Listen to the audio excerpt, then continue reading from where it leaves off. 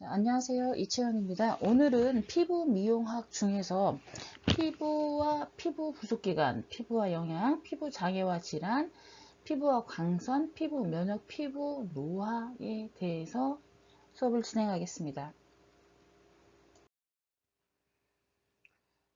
첫 번째 피부와 피부 부속기관입니다.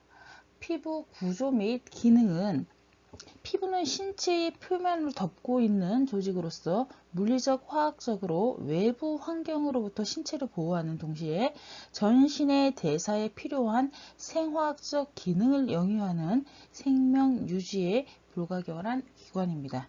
피부의 총 면적은 1.6제곱미터에서 1.8제곱미터이며 중량은 체중의 약 16%에 달합니다. 자, 피부의 구조를 한번 보시면 표피가 있고 진피가 있고 피하 조직이 있습니다. 표피에는 5개의 층으로 이루어져 있고요. 그 다음에 진피는 2개의 층으로 이루어져 있습니다. 표피에 대해서 알아보겠습니다. 표피의 특징은 피부의 가장 상부층에 위치합니다. 외배엽에서 유래하며 신경과 혈관이 없고요. 세균, 유해물질, 자외선으로부터 피부를 보호합니다. 표피 구성세포는 각질 형성세포, 케라티노사이트고요. 표피의 주요 구성성분으로 표피세포의 80%를 차지합니다. 표피의 바깥 부분에서부터 각질층, 과립층, 유국층, 기저층으로 이루어져 있습니다. 손바닥, 발바닥 부위에는 각질층과 가립층 사이에 투명층이 존재합니다. 또 이제 멜라닌 세포가 있는데요. 얘는 색소세포입니다.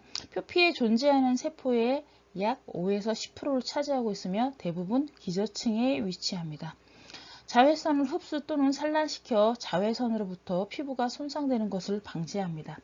멜라닌 세포의 수는 피부색에 관계없이 일정하며 멜라닌 세포가 계속적으로 생산하는 멜라닌 양에 의해 피부색이 결정됩니다. 랑게르한스 세포는 유국층에 대부분 존재합니다. 주로 피부의 면역에 관계를 하고요. 머켈 세포는 기저층에 위치하며 신경 섬유의 말단과 연결되어 있어 촉각을 감지하는 세포로 작용하기 때문에 촉각세포라고도 합니다. 자, 표피의 구조를 보면 표피는 기저층, 유국층, 과립층, 투명층, 각질층 이렇게 5개의 층으로 구성이 되어 있습니다. 기저층은 표피의 가장 아래에 있으며 기저세포와 멜라닌을 만들어내는 멜라닌 세포가 존재를 합니다. 모세혈관으로부터 영양을 공급받아 세포 분열을 통해 새로운 세포를 생성합니다. 유국층입니다. 유국층은 살아있는 유액세포로 구성이 되며 표피에서 가장 두꺼운 층입니다. 면역 기능을 담당하는 랑게르한스 세포가 존재를 합니다. 그리고 림프액이 흐르고요. 림프액은 영양 공급, 노폐물 배출, 혈액 순환 작용을 합니다. 다음은 이제 과립층입니다. 과립층은 케라토 하이알린 과립이 존재합니다. 곽화 과정이 시작이 됩니다. 유핵과 무핵 세포가 공존하는 층이 과립층입니다. 외부 물질로부터 수분 침투를 막습니다. 다음은 투명층인데요. 주로 투명층은 손바닥과 발바닥에만 존재를 합니다. 엘라닌이라는 반유동 물질을 함유하고 있고요. 수분에 의해 팽윤성이 적습니다. 각질층은 납작한 무액세포로 라벨라 구조를 이룹니다. 케라틴, 천연보습인자, 지질이 존재합니다. 외부 자극으로부터 피부 보호, 이물질 침투를 막습니다. 자, 우리가 보통 이렇게 때를 밀죠. 때를 밀었을 때 각질층에 죽은 각질을 밀어내는 거죠. 근데 이 각질은 우리가 생각하는 다만의 때가 아니라 얘는 일선의 피부 장벽이에요. 피부를 보호하는 장벽의 일선이기 때문에 얘를 과도하게 많이 벗겨내게 되면 피부가 약해지거나 피부가 많은 자극을 받을 수 있습니다. 자, 진피에 대해서 알아보겠습니다. 진피의 특징은 피부의 90%를 차지하면서 표피 두께의 10에서 40배 정도로 실질적인 피부입니다. 점성을 갖는 탄력적인 조직으로 무정형의 기질과 교원섬유, 탄력섬유 등의 섬유성 단백질로 구성되어 있습니다. 교감신경, 부교감신경이 지나가고 혈관, 림프가 있어 표피에 영양을 공급합니다. 진피의 구조는 유두층과 망상층으로 이루어져 있습니다. 유두층은 미세한 교원질과 섬유 사이의 빈 공간으로 이루어져 있습니다. 세포 구성 성분과 기질 성분이 많고 모세혈관과 신경 종말이 풍부하게 분포되어 있습니다. 자, 망상층은 그물 모양의 결합 조직으로 진피의 대부분을 이루며 피하 조직과 연결이 됩니다. 망상층의 섬유질은 일정한 방향으로 배열되며 신체 부위에 따라 달라지므로 외과 수술 시 랑거선을 따라 절개하면 상처의 흔적이 최소화됩니다. 혈관, 림프관, 피지선, 한선, 문안, 신경총 등이 복잡하게 분포되어 있습니다. 진피의 구성 물질은 교원섬유, 진피의 90%를 차지하고 있는 단백질로 콜라겐으로 구성되어 있습니다. 섬유화 세포에서 만들어지며 교원섬유는 탄력섬유와 그물 모양으로 서로 짜여 있어 피부의 탄력성과 신축성을 부여합니다. 노화가 진행되면서 피부 탄력 감소와 주름 형성의 원인이 됩니다. 탄력섬유는 엘라스틴으로 구성되어 있으며 신축성과 탄력성이 있어 1.5배까지 늘어납니다. 섬유화 세포에서 생성되며 피부 이완과 주름에 관여를 합니다. 자, 그 다음은 기질입니다. 진피의 결합 섬유와 세포 사이를 채우고 있는 물질로 형태가 없는 젤 상태입니다. 친수성 다당체로 물에 녹아 끈적끈적한 점액 상태로 무코 다당체라고도 합니다. 기질의 구성 성분은 히알루론산, 황산, 콘드로이친, 프로테오글리칸 등으로 이루어져 있습니다. 자, 진피는 탄력섬유, 그 다음에 교원섬유, 기질로 이루어져 있습니다. 다음은 이제 피하지방입니다. 피하지방은 진피에서 내려온 섬유가 엉성하게 결합되어 형성된 망상 조직으로 그 사이에 벌집 모양의 수많은 지방세포들이 자리 잡고 있습니다. 체온 유지, 수분 조절, 탄력성 유지, 외부의 충격으로부터 몸을 보호합니다. 진피와 근육, 골격 사이에 있으며 눈꺼풀, 귀 등에는 덜 발달되어 있습니다. 여성의 곡선미를 연출하며 지방층의 두께에 따라 비만의 정도가 결정이 됩니다. 피부의 기능입니다. 피부는 보호기능, 체온조절작용, 분비 및 배출의 기능, 감각기능, 흡수기능, 비타민 합성기능, 호흡기능, 저장기능 등 이렇게 많은 기능을 가지고 있습니다. 피부의 기능에서 첫 번째는 보호기능입니다. 보호기능에서는 그러니까 물리적 기능, 화학적 기능, 그 다음에 태양 광선에 대한 보호, 세균 침입에 대한 보호기능 등이 있습니다. 물리적 자극은 압력, 충격, 마찰 등 외부 자극으로부터 방어하는 기능을 말하고요. 화학적 자극은 피부 표면의 피지막과 각질층의 케라틴 단백질이 화학물질에 대한 저항성을 나타납니다. 자, 태양 광선에 대한 보호는 멜라닌 색소는 자외선으로부터 피부 손상을 막아줍니다. 세균 침투에 대한 보호 기능은 피부 표면의 피지막은 pH 5.5 약산성이므로 살균 및 세균의 발육을 억제합니다. 각질층은 세균이나 미생물이 침투 시 외부 자극으로부터 방어 기능을 합니다. 랑게르한스 세포는 병형군에 대한 항체를 생산하여 면역을 강화합니다. 자, 두 번째는 체온 조절 작용입니다. 체온 조절 작용은 땀 분비, 피부 혈관의 확장과 수축 작용을 통해 열을 발산해서 체온을 조절합니다. 세 번째는 분비 및 배출 기능입니다. 피지선은 피지를 분비하여 피부 건조 및 유해 물질이 침투하는 것을 막습니다. 한선은 땀을 분비하여 체온 조절 및 노폐물을 배출하고 수분 유지에 관여를 합니다.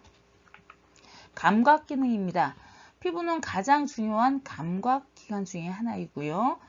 촉각은 손가락, 입술, 혀끝 등이 예민하고 발바닥이 가장 둔합니다.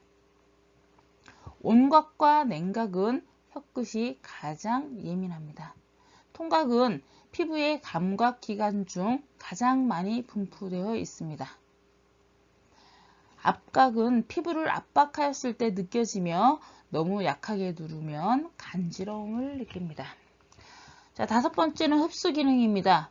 피부는 이물질이 흡수하는 것을 막아주고 선택적으로 투과시킵니다. 경피 흡수와 강제 흡수가 있는데, 경피 흡수는 피부 표면에 접촉된 물질이 모낭 피지선 한 선을 통해 진피까지 도달하는 것으로 지용성 물질이 침투가 가능합니다. 자, 강제 흡수는 피부에 흡수되기 어려운 수용성 물질을 강제로 흡수시키는 방법입니다.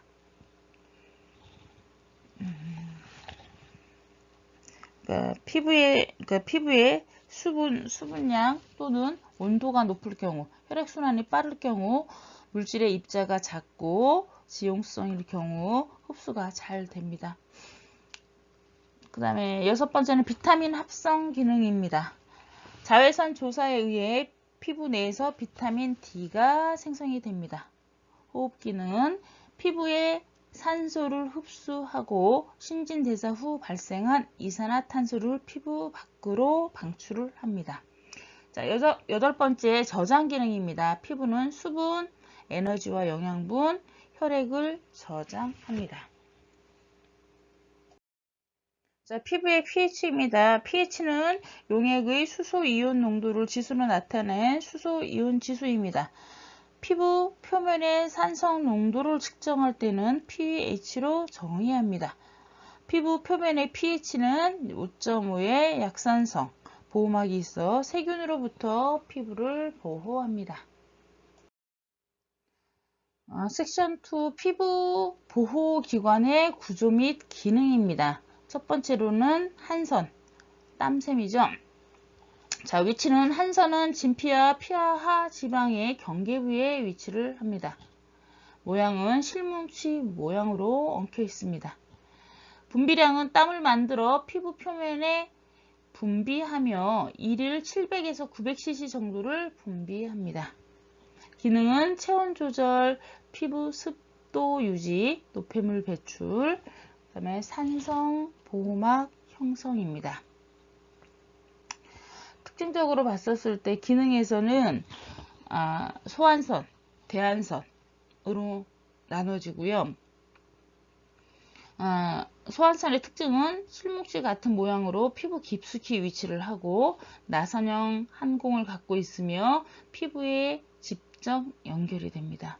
pH는 3.8에서 5.6의 약산성인 무치의 맑은 액체를 분비합니다. 체온 조절에 중요한 역할을 하고 온열성 발한, 정신성 발한, 미각성 발한을 합니다. 위치는 전신에 분포하나 특히 손바닥, 발바닥, 이마 등에 집중 분포되어 있습니다. 그 다음에 이제 대한선은 에크린선보다 크며 피부 깊숙이 존재를 하고요. 나선형 항공을 갖고 있으며 모공과 연결이 되어 있습니다. 점성이 있고 우윳빛을 띠는 액체입니다. pH는 5.5에서 6.5 정도의 단백질 함유량이 많은 땀을 생성하며 특유의 짙은 채취를 냅니다. 사춘기 이후에 주로 발달을 하고요. 성인종을 결정짓는 물질을 함유합니다. 정신적 스트레스에 반응을 하고 성적으로 흥분될 때 활성화가 됩니다. 위치는 귀 주변, 겨드랑이, 유두 주변, 배꼽 주변, 성기 주변 등 특정 부위에만 존재를 합니다. 그 다음에 다음 피지선입니다. 기름샘이라고도 하고 모낭샘이라고도 하고요. 특징은 진피의 망상층에 위치하며 포도송이 모양으로 모낭과 연결되어 피지선을 통해 피지를 배출합니다. 손바닥과 발바닥을 제외한 신체의 대부분에 분포하며 주로 T존 부위, 목, 가슴 등에 분포합니다. 모낭이 없기 때문에 피지선이 직접 피부 표면으로 연결되어 피지를 분비하는 피지선을 독립 피지선이라고도 합니다. 글리세라마이드, 셀라이드, 왁스, 에스테르, 스코알렌, 콜레스테롤 등으로 구성되어 있습니다. 피지선의 기능을 보면 피부와 모발에 촉촉함과 윤기를 부여하고 체온 저하를 막아줍니다. 피부의 pH를 약산성으로 유지시켜 세균, 이물질의 침투를 막고 피부를 보호합니다. 피지의 지방성분은 땀과 기름을 유화시키는 역할을 합니다. 세 번째는 모발입니다. 모발의 특징을 보면 단단하게 각화된 경단백질인 케라틴이 주성분입니다. 약 130에서 140만 개 정도 분포하며 온몸에 퍼져 있는 솜털이 감각을 느낄 수 있기도 합니다. 자, 기능은 보호기능, 지각기능, 장식기능 등이 있는데요. 보호기능은 체온 조절, 외부의 물리적, 화학적, 기계적 자극으로부터 피부를 보호합니다. 지각기능은 감각을 전달합니다. 장식기능은 성적 매력, 외모를 상징하는 미용적 효과를 갖습니다. 노폐물을 배출하고 충격을 완화하는 기능이 있습니다. 모발 굉장히 중요하죠.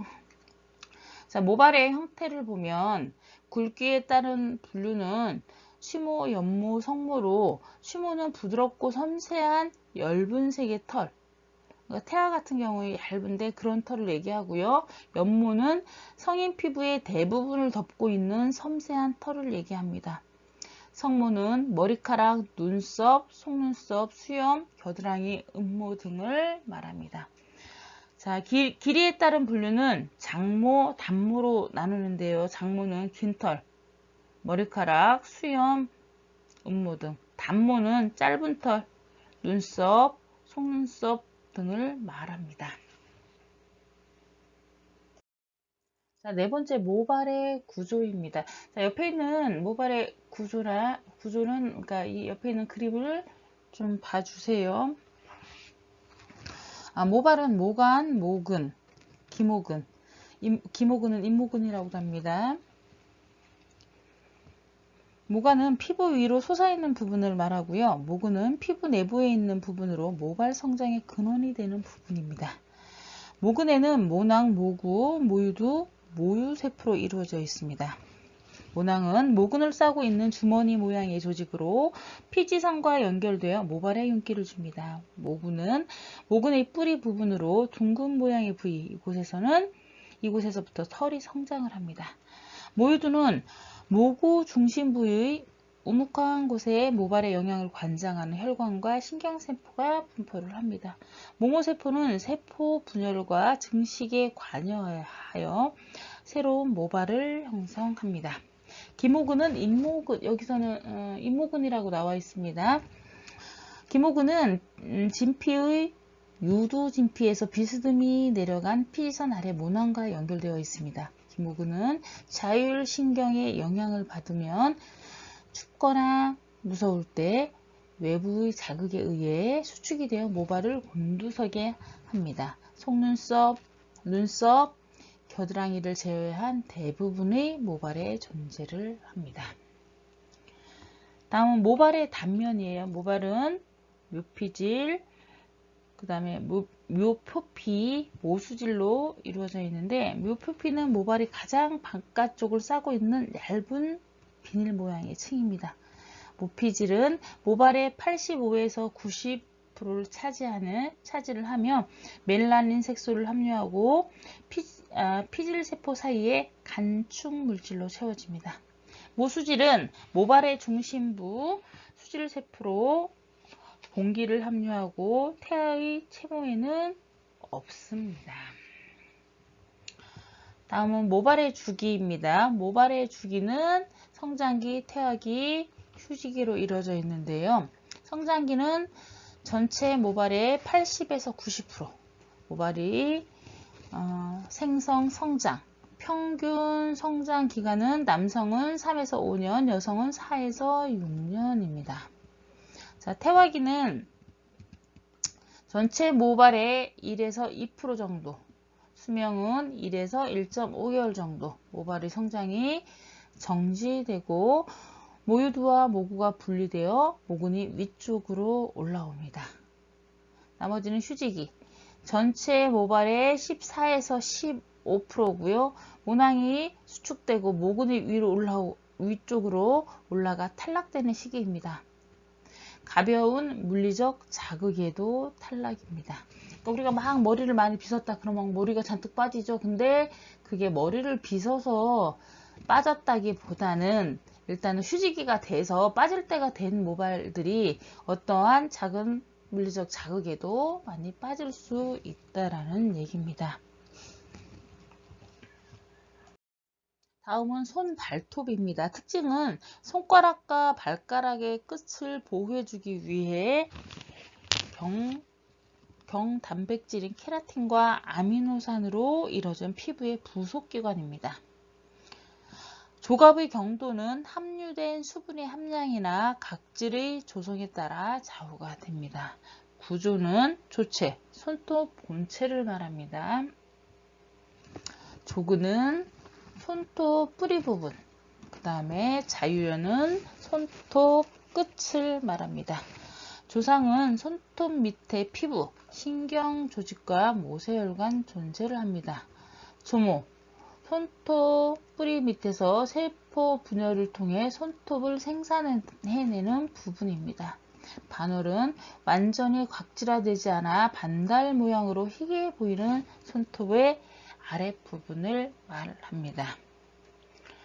다음은 손 발톱의 성장인데요. 개인차가 있으나 이를 평균 0.1mm에서 1개월에는 3mm 정도 자랍니다.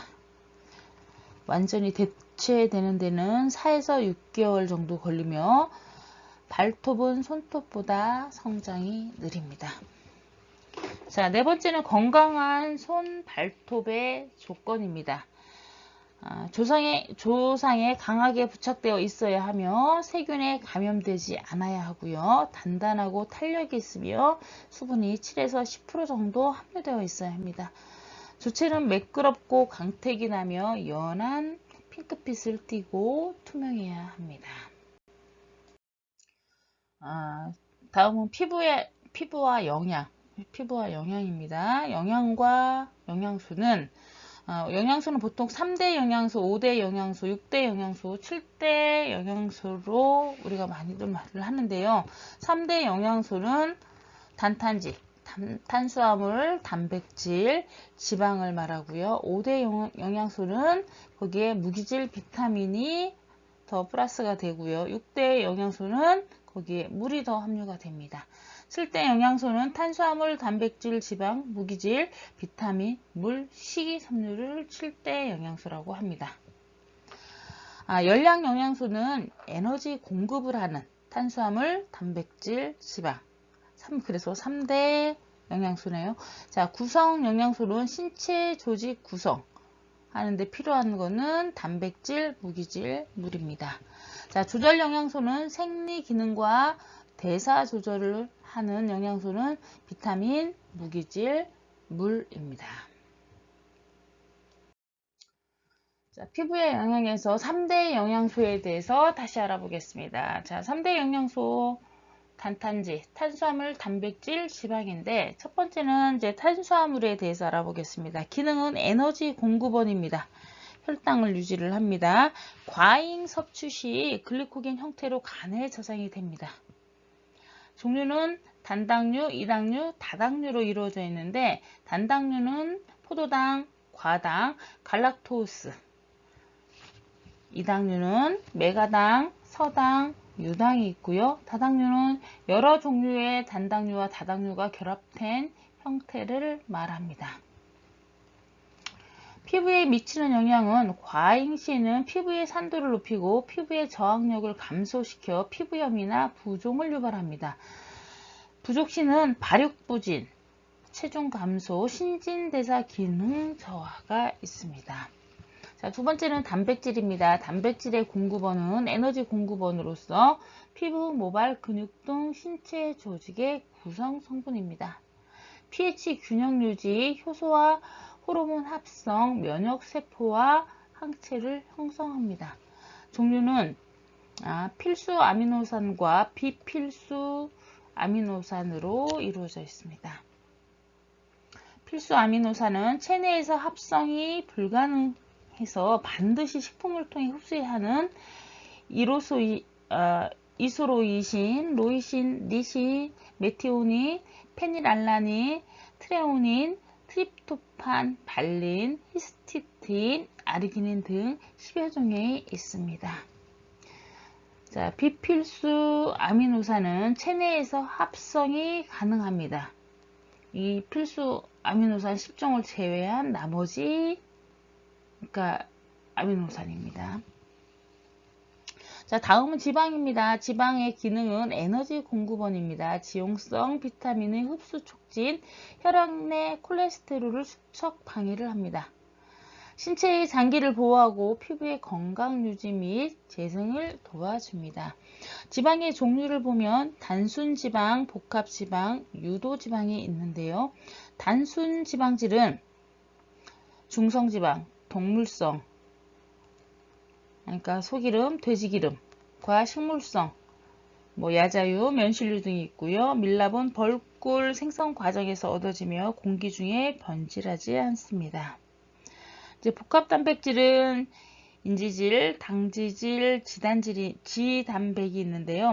그러니까 인지질은 세포막 형성, 신경 전달, 그 다음에 당지질은 당과 지질이 결합한 상태고요. 지단백은 지방산과 단백질의 복합체를 말합니다.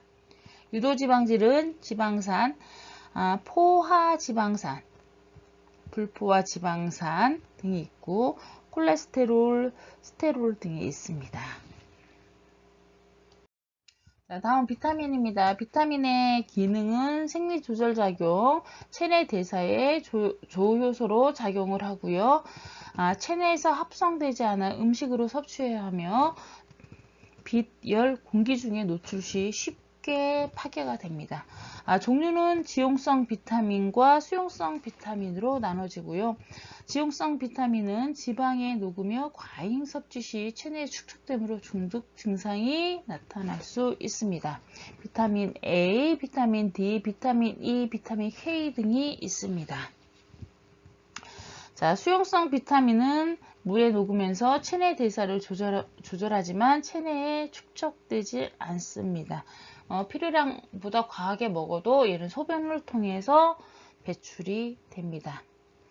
얘는 비타민 B1, B2, B5, B6, B7, B8, B9, B12, 비타민 C, 비타민 H, 비타민 P 등이 있습니다.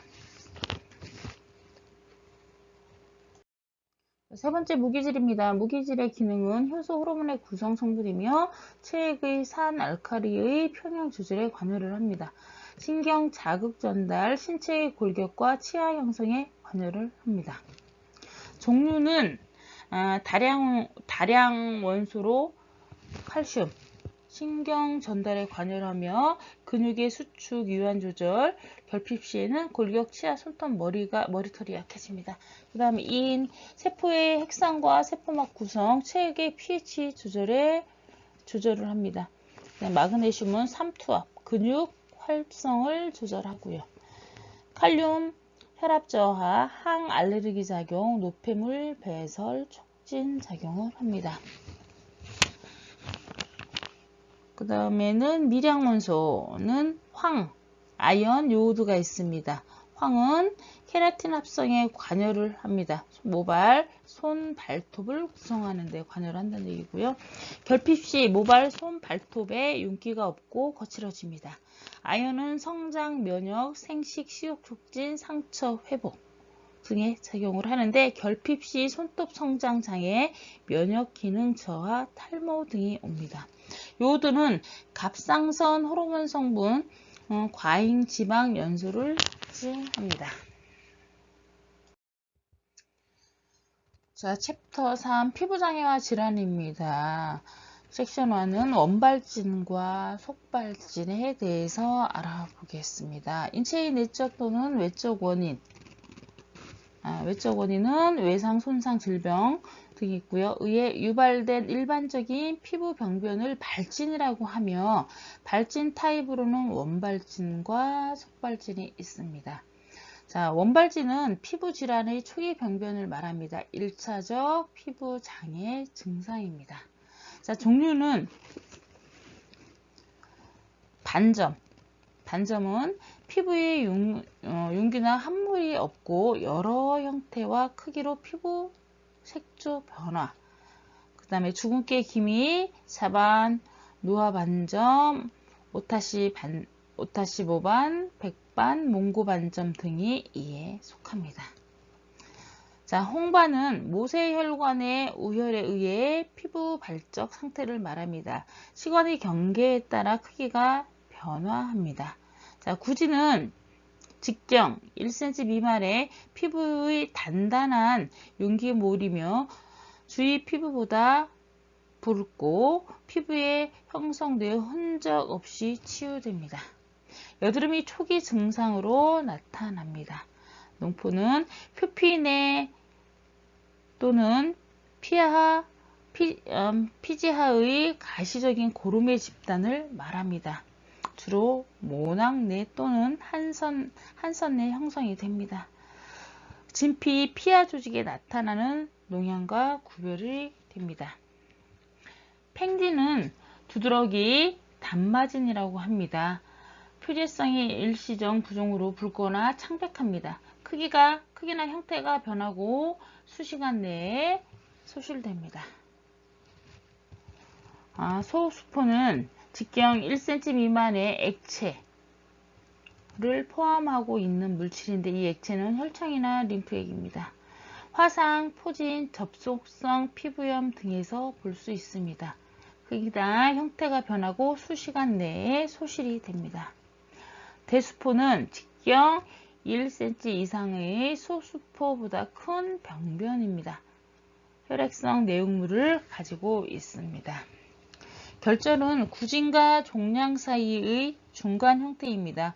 경계가 명확하며 원형 또는 타원형의 단단한 윤기물입니다.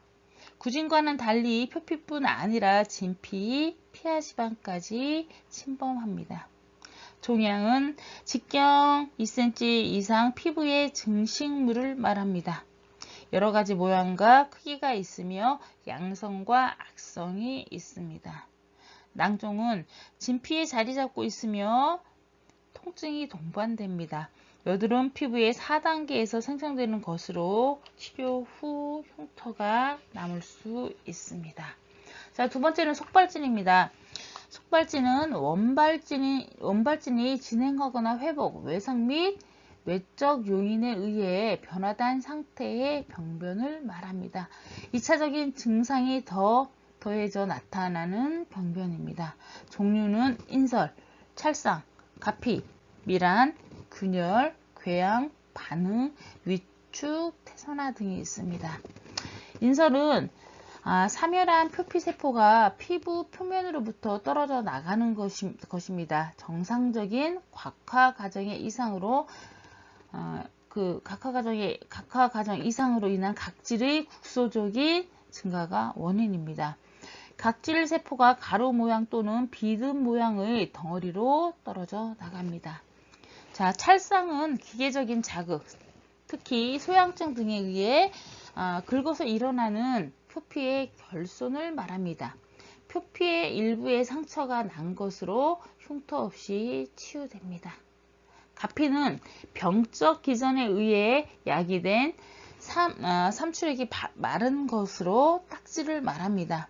혈청, 농, 혈액 및 표피, 부스러기 등이 피부 표면에서 건조된 덩어리입니다.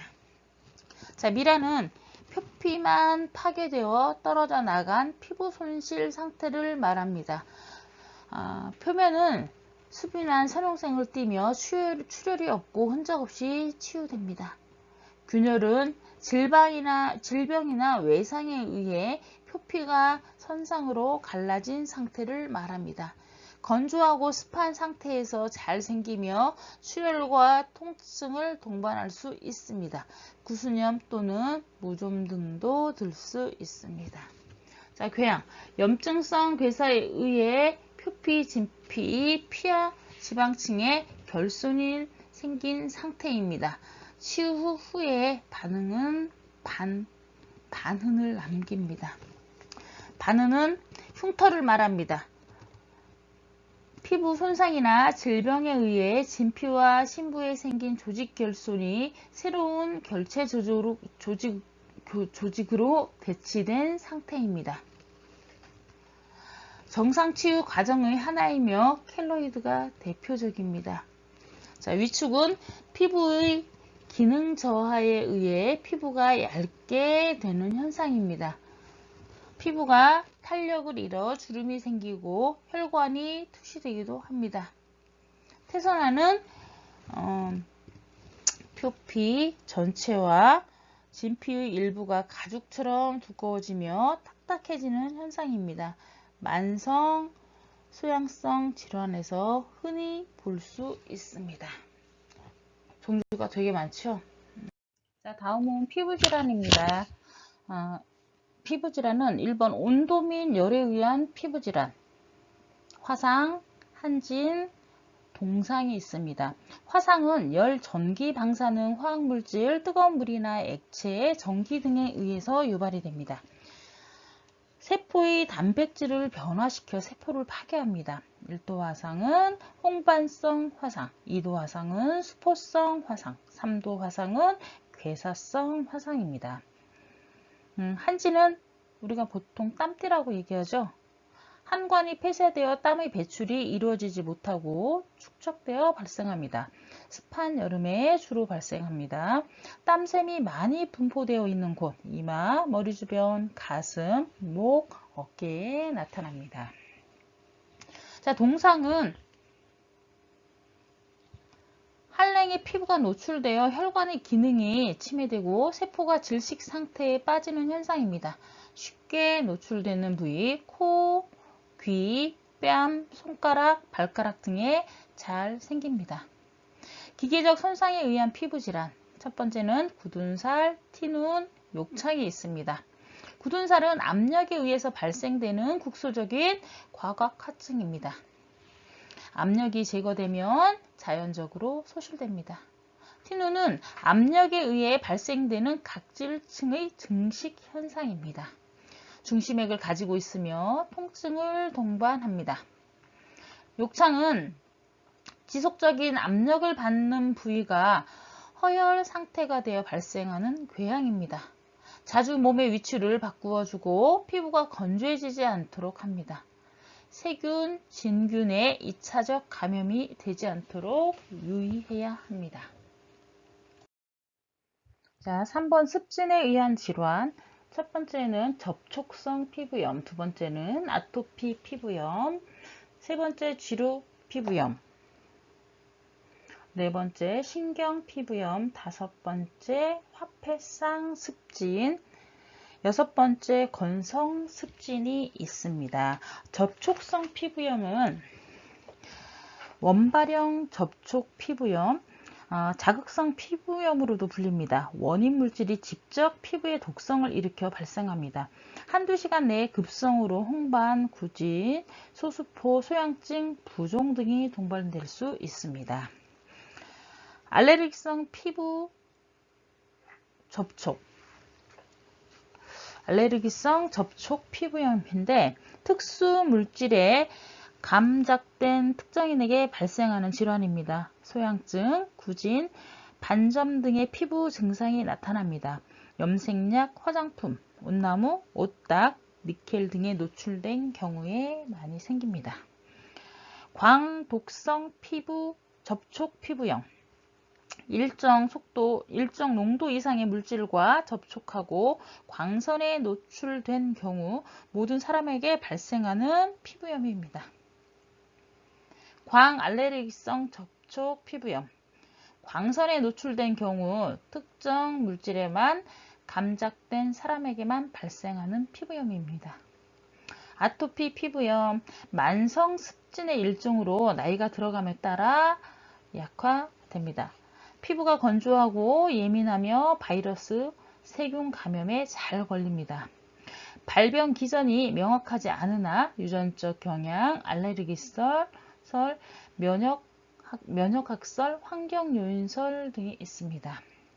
왜 아기들 알러지가 많으면 그러니까 시골로 이사 가고 뭐 공기 좋은 데 가면 없어지는 경우들도 많이 있고요. 그리고 이제 아이 대부분 아토피는 아이들한테 많이 생기는데 성인성 아토피도 있어요. 자, 3번 지루성 피부염.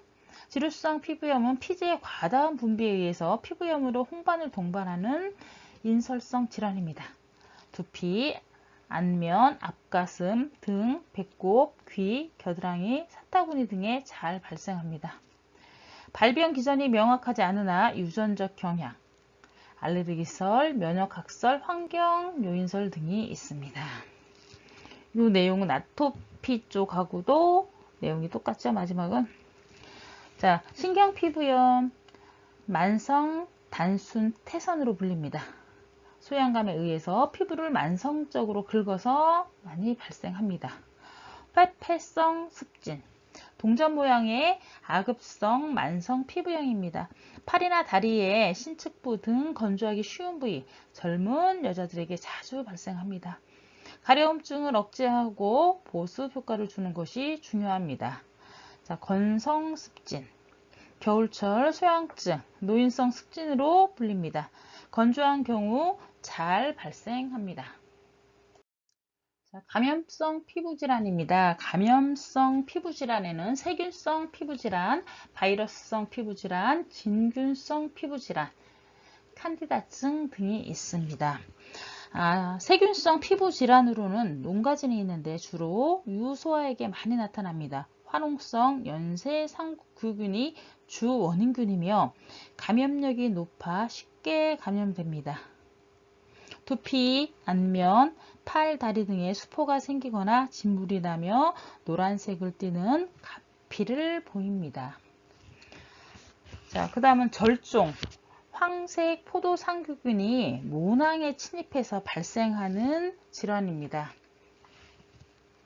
모낭과 그 주변 조직에 걸쳐 괴사를 일으킵니다.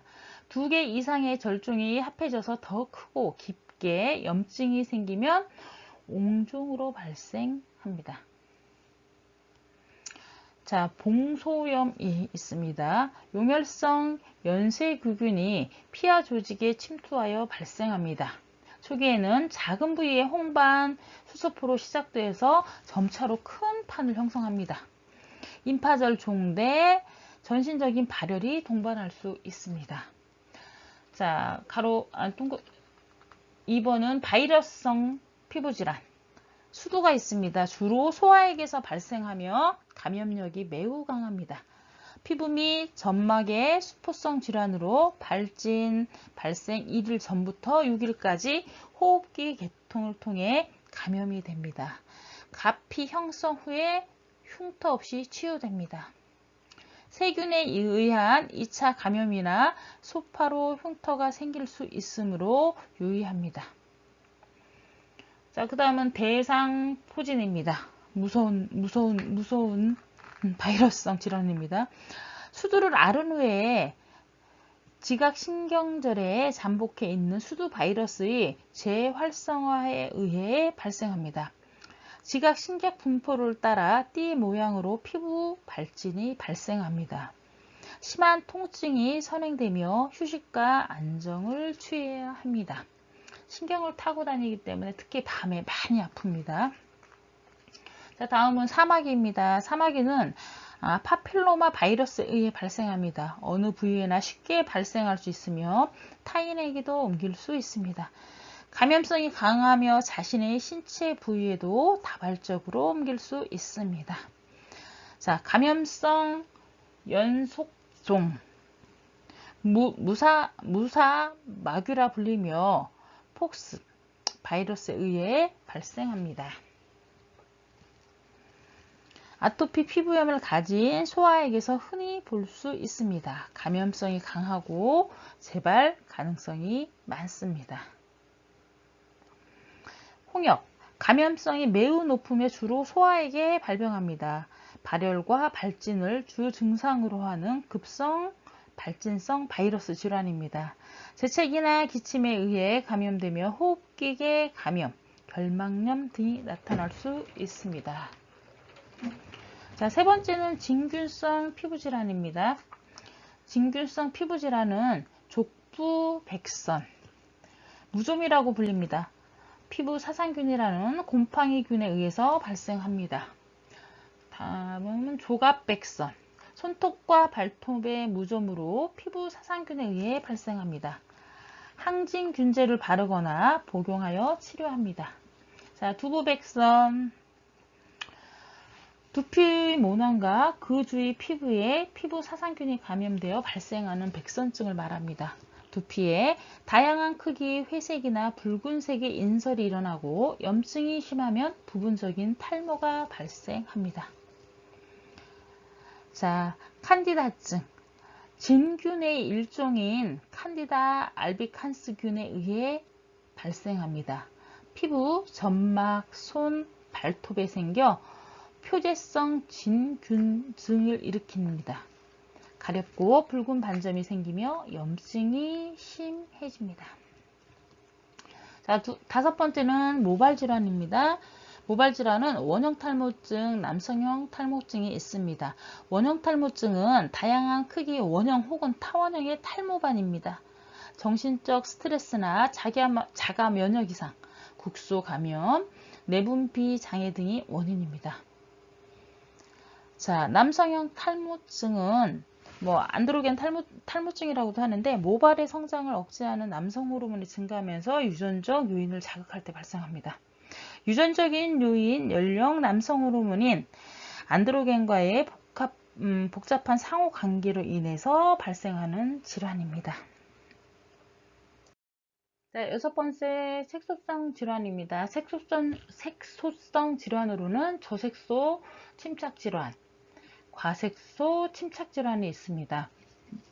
저색소 침착 질환은 백색증이 있는데 선천적으로 멜라닌 색소가 결핍되어 나타나는 질환입니다. 멜라닌 세포의 수는 정상이나 색깔이 없는 멜라닌을 생성합니다. 자, 다음은 백만증입니다. 후천적으로 발생하는 저색소 침착 질환입니다. 멜라닌 세포의 결핍으로 인해서 여러 크기 및 형태의 백색반들이 피부에 나타나는 것입니다. 자, 과색소 침착 질환은 기미, 수근깨, 흑자, 오타모반, 몽고반, 악성, 흑색종이 있습니다. 기미는 후천적인 과색소 침착증입니다. 연한갈색, 흑갈색, 암갈색의 다양한 크기와 불규칙한 형태로 나타납니다. 주로 얼굴의 뺨, 이마, 윗입술, 턱, 코, 목 부위나 일광 노출 부위에 좌우 대칭으로 많이 발생을 합니다. 그 다음은 주근깨입니다. 선천적인 과색소 침착증입니다. 일광 노출 부위에 다갈색, 암갈색의 형태로 멜라닌 색소가 침착되어 나타납니다. 유전적인 요인에 의해서 소화기에 발생하며 나이가 들어감에 따라 감소합니다. 다음은 흑자, 흑색점인데요. 표피 멜라닌 세포 증가에 의한 색소반입니다. 단순성 흑자, 노인성 흑자, 악성 흑자가 있습니다. 다음은 오타모반, 청갈색 혹은 청회색의 얼룩진 색소반이 이마, 눈 주위, 광대뼈 부분에 나타나는 피부질환입니다. 멜라닌 색소의 비정상적인 증식으로 진피 내에 존재합니다. 다음은 몽고반입니다. 몽고반은 다양한 크기의 청회색반이 엉덩이 부위에 출생 시부터 존재합니다. 멜라닌 세포가 진피 내에 존재하며 수년 내에 보통 자연 소실합니다. 자, 악성 흑색종. 일광 노출 부위 혹은 기타 부위에 멜라닌 색소가 악성으로 변형되어 생기는 질환입니다. 색소가 변하면 갑자기 커지고 불규칙해지거나 진물이 나며 궤양이 형성됩니다. 자, 다음 7번째는 안검주의 질환입니다. 비립종과 보통 항반종이 많이 있는데요. 비립조복은 지방 조직의 신진대사 저하로 인해서 표면에 발생한 작은 낭종입니다. 황백색의 낭포로 주로 눈가, 뺨, 이마 등에 발생합니다. 얘는 안에 하얀 이렇게 알갱이가 있어요. 근데 얘가 그 부위에는 이제 모공이 없어서 밖으로 나오지 못하고 안에서 걔네가 하얗게 이렇게 덩어리가 져 있죠. 다음은 항관종입니다. 항관종은 조직학적으로는 에크린 항관에서 유래한 자군 구진으로 내용물이 없습니다. 다발성으로 병변의 기법, 레이저, 전기소각, 화학적 소각 등으로 제거합니다. 항관종은 짜면, 비립종은 이렇게 하얀 알갱이가 동그랗게 해서 알갱이들이 나오고, 항관종은 짜면, 그러니까 우리 림프액 나오는 것처럼, 이렇게 진물 나오는 것처럼 그렇게 나와요. 자, 챕터 4 피부 광선입니다. 태양광선은 에너지의 근원으로 가시광선, 적외선, 자외선으로 방사하고 있으며 자외선은 6.1%, 가시광선은 51.8%, 적외선은 42.1%를 차지하고 있습니다. 자외선의 종류를 보면 단파장, 중파장, 장파장이 있습니다. 거기서 이제 자외선 C, UVC를 단파장이라고 하고요. 중파장은 UVB, 장파장은 UVA를 말합니다. 이제 파장은 UVC, 자외선, 그러니까 UVC 같은 경우의 특징은 표피의 각질층까지 도달해서 대기 중 오존층에 의해 흡수가 됩니다. 살균, 소독작용을 합니다. 그 다음에 UVB는 표피의 기저층, 진피 상부까지 도달을 합니다. 각질 세포 변형의 원인으로 각질층을 두껍게 합니다. UVA는 피부의 진피층까지 침투해서 피부의 탄력 감소, 잔주름 유발, 색소 침착, 선텐 반응을 일으킵니다. 그러니까 여기서 우리 보통 그러니까 제일 안 좋은 게 UV, B, UVA죠.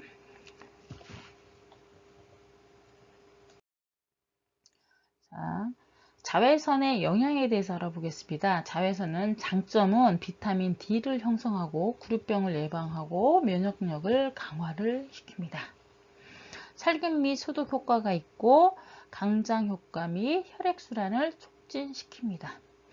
단점은 홍반 반응이 있고 색소 침착 및 광노화, 일광, 화상을 일으킬 수 있습니다. 자외선에 의한 피부 반응은 홍반 색소, 색소 침착, 일광 화상, 광노화, 광과민 반응 등이 있습니다. 홍반 반응은 피부가 붉어지는 현상으로 자외선 조사 1시간 후 처음으로 피부에 나타나는 발적 현상, 약한 홍반 시 혈액순환 촉진, 피부 건조로 인한 피지 감소 효과, 심한 홍반 시 열, 통증, 부종, 물집 등을 동반할 수 있습니다. 자, 색소 침착은 피부 색깔이 검어지는 현상, 홍반의 강도에 따라 색소 침착의 정도도 다릅니다. 일광 화상은 자외선 UVB에 의해 발생합니다. 피부가 검어지고 일주일 정도 경과 후 표피 두께가 두꺼워져서 피부가 칙칙해지고 심한 경우 표피 세포가 죽고 피부가 벗겨지며 염증, 오한, 발열, 물집 등을 발생할 수 있습니다. 자, 네 번째 광노화는 자외선의 노출 시 나타나는 피부의 조직학적 변화입니다. 건조가 심해지고 피부가 거칠어집니다. 기저층의 각질 형성 세포 세포 증식이 빨라져 피부가 두꺼워집니다. 교원 섬유가 감소하여 피부 탄력 감소, 주름을 유발할 수가 있습니다. 진피 내의 모세혈관 확장이 될 수 있고 기미가 증가하고 검버섯이 발생할 수 있습니다. 광과민 반응. 햇빛에 잠시만 노출되어도 과도한 일상 화상을 보입니다. 가려움증, 발진, 착색 자국이 남습니다. 광과민성 약물, 광독성 반응, 광알레르기 반응 등이 있습니다. 광과민도에 의한 피부 타입 분류입니다. 태양광선에 의해서 일어나는 반응에 따라 피부 타입을 분류하는 기준으로 절대적인 것은 아닙니다. 페추페릭스의 분류라고 하는데요. 그러니까 피부를 제1형, 2형 해서 피부의 특징이 항상 일광 화상 유발, 색소 침착 없음, 가끔 일광 화상 유발, 색소 침착 없음, 일광 화상 유발 없고 가끔 색소 침착, 일광 화상 유발 없고 항상 색소 침착, 중간 정도의 색소 침착 동양인, 흑인은 아프리카 등을 이렇게 피부형을 제1형, 제2형, 3형, 4형, 5형, 6형 해서 이렇게 분류를 합니다.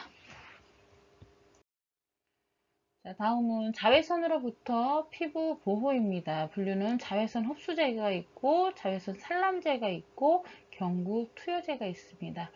자외선 흡수제는 자외선을 흡수하여 화학적 방법에 의해 피부를 보호하는 물질입니다. 자, 종류는 파라아미노 벤조산 유도체나 벤즈 이미다즐 유도체, 벤주 페논 유도체, 벤족사졸 유도체, 캄파 유도체, 디벤조일 메탄 유도체, 갈릭산 유도체, 신남산 유도체, 파라메톡시신남산 유도체 등이 있습니다.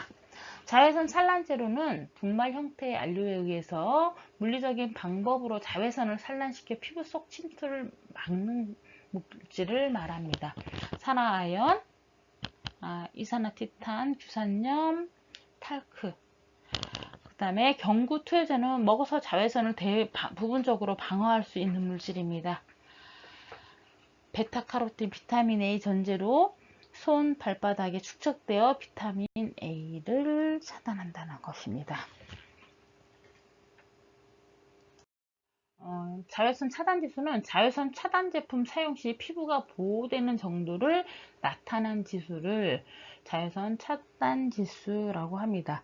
자외선 차단 지수는 SPF라고 하는데 자외선 차단 제품을 사용하지 않았을 때의 최소 홍반량 MED분의 자외선 차단 제품을 사용했을 때의 최소 홍반량 해서 MED라고 합니다.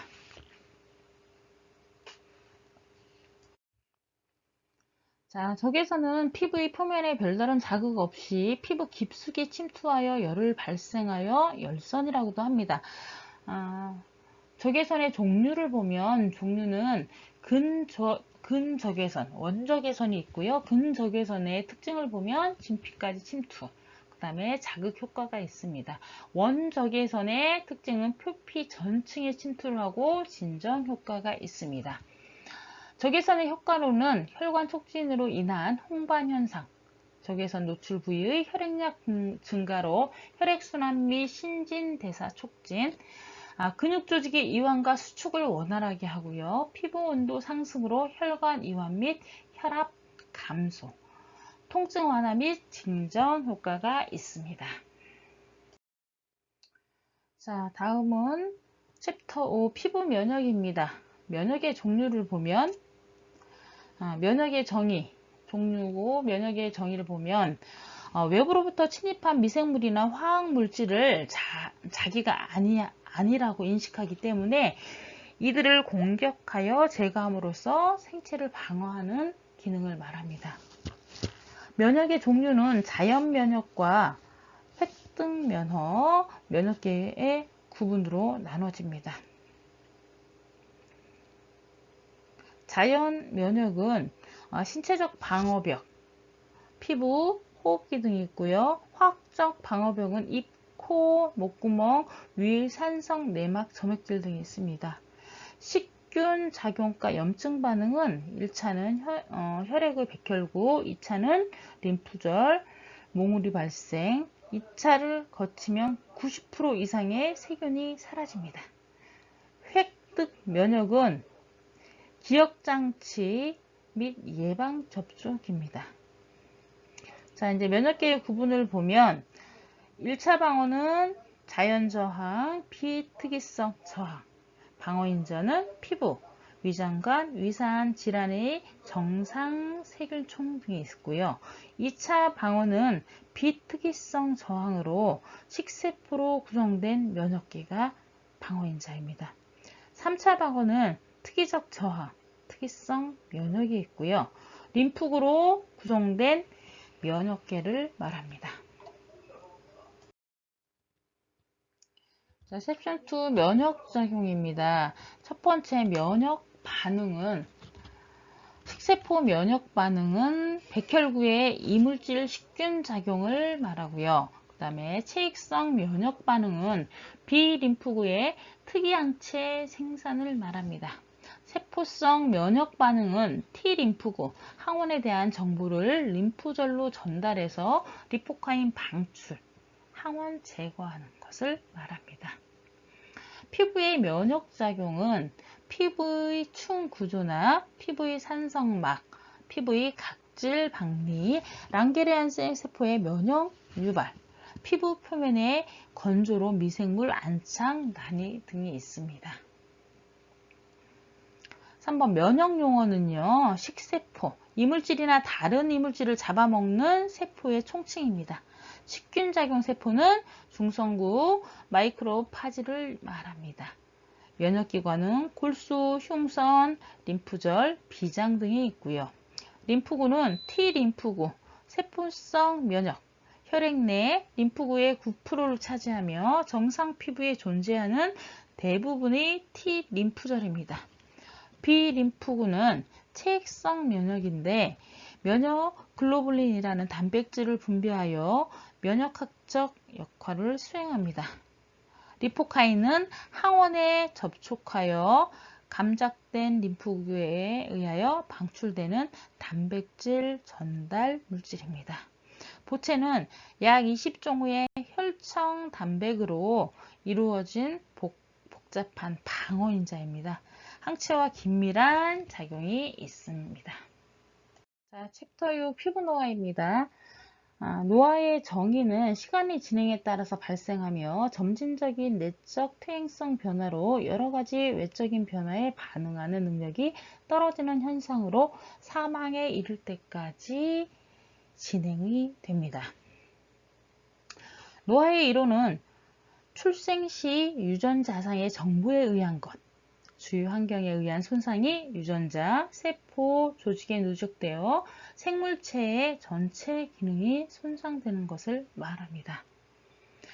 그 다음에 피부 노화 현상을 보면 첫 번째는 외적 노화와 두 번째는 피부 노화의 종류에 대해서 알아보겠습니다.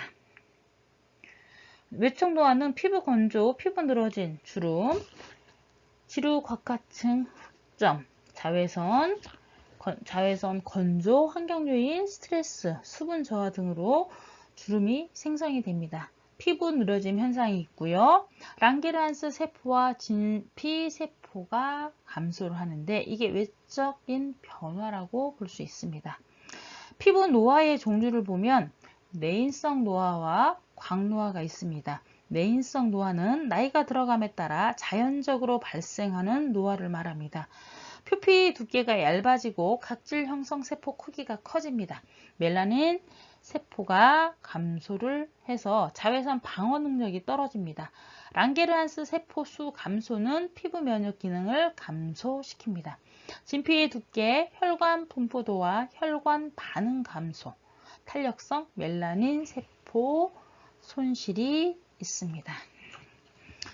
또 한선의 수가 70% 정도 감소를 하고요. 조갑한 두께가 감소하고 색깔이 어두워지며 수직 획문이 발생합니다. 피부 흡수 감소로 상처 회복에 상처 회복이 느립니다. 그리고 피부 온도, 저항력, 감각 기능, 혈류량, 손발톱 성장 속도가 저하됩니다. 안드로겐의 감소로 피지 분비가 줄어 피부가 전체적으로 건조해집니다. 여기에서 이제 광노화를 보면 태양광선 등 외부 환경의 노출에 의한 노화입니다. 광노화의 주된 파장은 자외선 B나 장기간 폭로 시 자외선 A도 영향이 있습니다. 피부가 건조해지고 거칠어지며 주름 발생. 주로 목덜미에는 마른 목골의 깊은 주름이 특징입니다. 각질층이 두꺼워지고 탄력성이 소실됩니다. 색소 침착, 모세혈관 확장이 더 유발될 수 있습니다.